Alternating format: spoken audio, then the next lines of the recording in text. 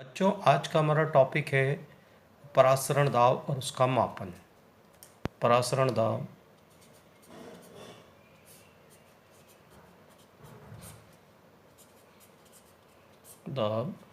और इसका मापन।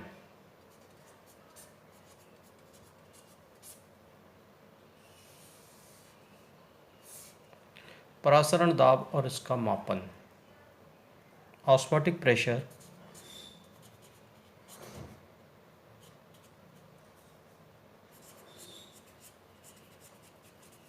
and its determination।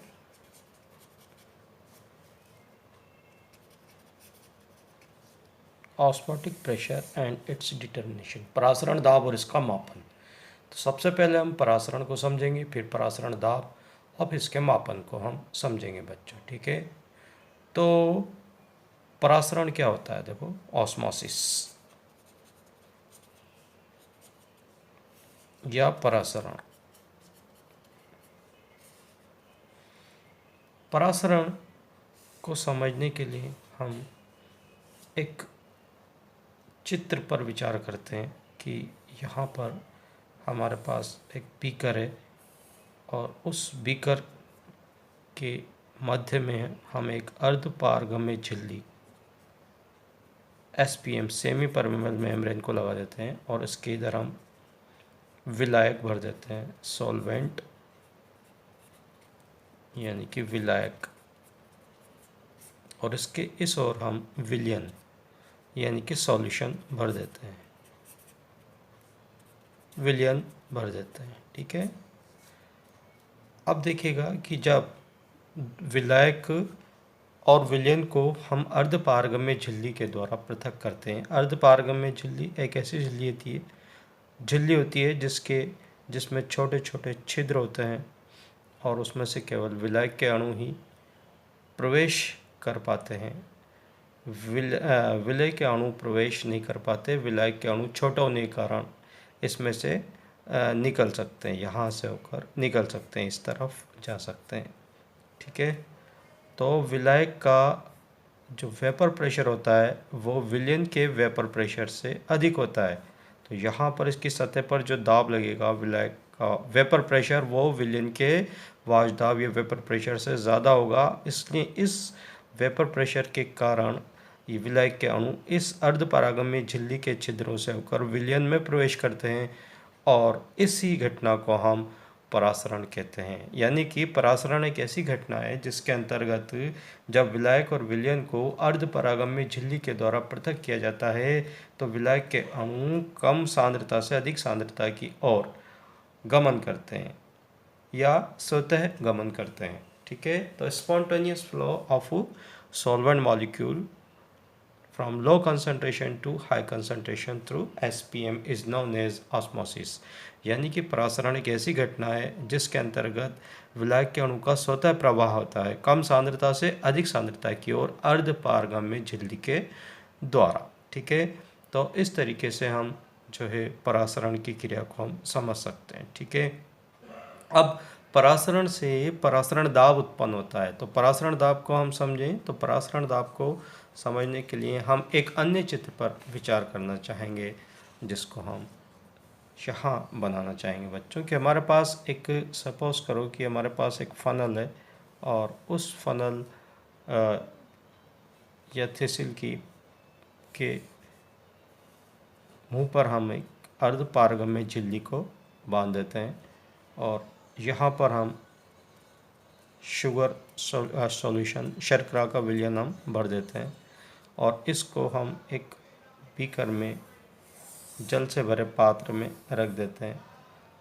तो होगा क्या कि जब हम जल से भरे पात्र में रख देंगे या बीकर में रख देंगे तो परासरण के कारण जल के अणु विलायक से विलयन में प्रवेश करेंगे जिससे कि विलयन का तल h ऊंचाई पर जाकर रुक जाएगा और ऐसी स्थिति में जब ये विलयन का तल h ऊंचाई पर जाकर रुक जाता है तो जो परासरण दाब होता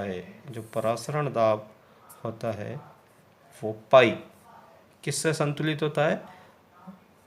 वह एच ऊंचाई के कॉलम के द्वारा नीचे डाले जाने वाले दाब से संतुलित होता है। यदि परासरण दाब पाई हो तो इस एच ऊंचाई के विलयन के द्वारा नीचे डाला जाने वाला जो दाब होगा वो h इंटू डी इंटू जी के बराबर होगा, जहाँ h height of the solution होगा, d density of the solution होगा, g गुरुत्वीय त्वरण ग्रेविटेशनल फोर्स होगा। ठीक है ना। तो यहाँ अगर हम देखें तो h इंटू डी इंटू जी के द्वारा परासरण दाब का मान, पाई का मान हम ज्ञात कर सकते हैं।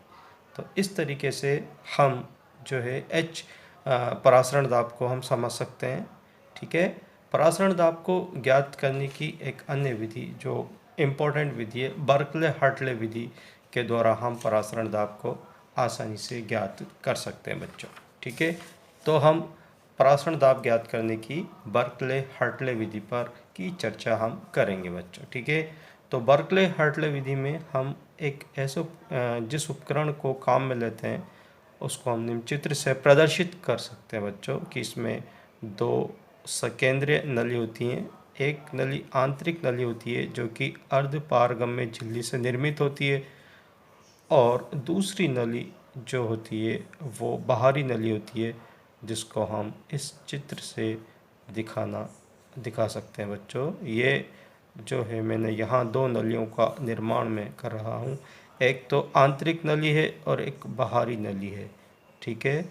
यहाँ इस तरीके से हम आंतरिक और बाहरी नलियों को हम यहाँ पर चित्रित कर सकते हैं। देखिएगा ये, और यहाँ पर ठीक है, आंतरिक और बाहरी नली को हम इस तरीके से चित्रित कर सकते हैं। यहाँ पर ये जो आंतरिक नली है इसमें हम विलायक भरते हैं, और यहाँ इसका संबंध हम एक अन्य नली से यहाँ कर देते हैं और उसके लेवल को हम यहाँ पर चिन्हित कर देते हैं। यहाँ एक रिजर्वायर होता है जिसमें कि हम विलायक को भर सकते हैं, और यहाँ से हम इस आंतरिक नली में विलायक को भरते हैं और विलायक के तल को हम यहाँ चिन्हित कर लेते हैं बच्चों। ठीक है। और ये क्या है? विलायक है। क्या है ये? विलायक, सॉल्वेंट है ये ना, सॉल्वेंट। और बाहरी नली में हम विलयन भर लेते हैं। यहाँ क्या भर लेते हैं? विलयन भर लेते हैं। ये विलयन है। ठीक है, सॉल्यूशन। ठीक। यहाँ पर हम एक पिस्टन लगाते हैं और यहाँ एक दाब मापी, इसका संबंध हम दाब मापी पी से कर देते हैं जिससे कि प्रेशर को मेज़र किया जा सके। ठीक है। अब हम क्या करते हैं कि यहाँ पर आंतरिक नली जो कि अर्धपारगम्य झिल्ली से निर्मित होती है, इसमें विलायक भरने के बाद इसके तल को हम यहाँ पर चिन्हित कर लेते हैं और बाहरी नली में विलयन भर लेते हैं। यहाँ पिस्टन सेट कर देते हैं या प्रेशर मापी, दाब मापी को हम सेट कर देते हैं। ठीक है।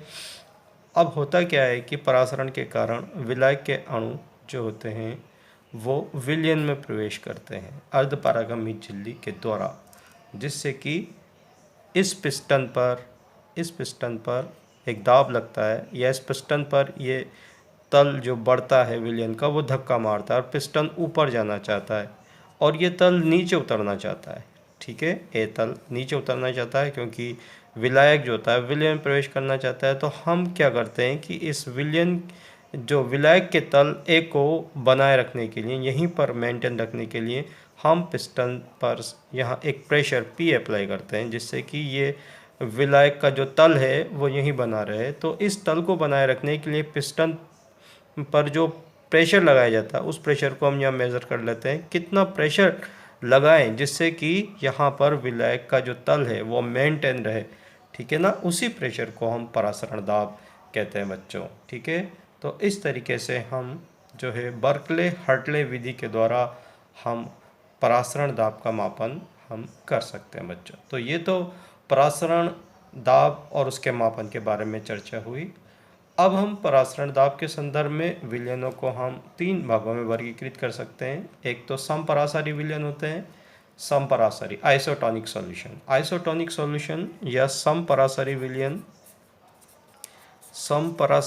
विलयन, ये छोटी छोटी डेफिनेशन है जो हमें पता होनी चाहिए। Isotonic solution isotonic solution. Isotonic solution क्या होते हैं कि जब दो विलयनों को किसी अर्ध परागम्य झिल्ली से पृथक करने पर यदि विलायक के अणु किसी भी दिशा में मूवमेंट नहीं करते तो हम ऐसे दो विलयनों को हम समपरासरी विलयन कहते हैं। यदि विलायक के अणु गति करते हैं, ठीक है, दूसरी कंडीशन क्या हो सकती है कि विलायक के अणु गति कर सकते हैं जब दो विलयनों को अर्ध परागम्य झिल्ली के द्वारा पृथक किया जाए। तो विलायक के अणु कहाँ से कहाँ गति करेंगे? कम परासरण दाब वाले विलयन से अधिक परासरण दाब वाले विलयन की ओर गति करेंगे। तो जिस विलयन से विलायक के अणु गति कर रहे हैं उसका परासरण दाब कम होगा तो हम उसको बोलेंगे अल्प परासरी विलयन,